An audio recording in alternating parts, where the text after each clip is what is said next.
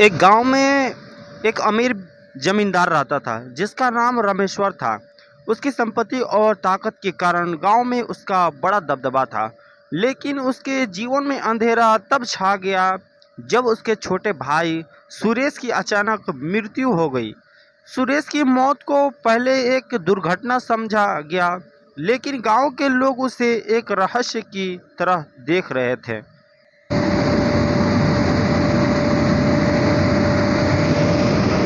सुरेश की मौत के कुछ ही दिन पहले गांव में एक नया आदमी विजय आया था।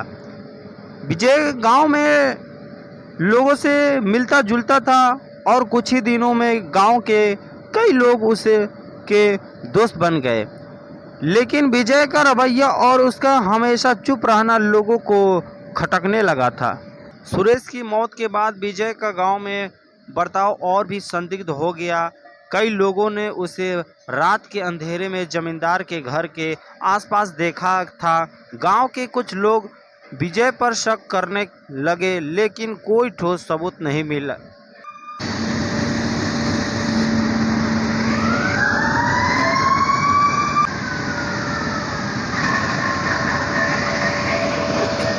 फिर एक दिन सुरेश के कमरे की सफाई करते समय उसके नौकर को एक डायरी मिली। उस डायरी में सुरेश ने अपने जीवन के आखिरी दिनों के बारे में कुछ रहस्यमय बातें लिखी थी। उसने लिखा था कि उसे किसी से खतरा महसूस हो रहा है और वह जल्द ही कुछ बड़ा खुलासा करने वाला था।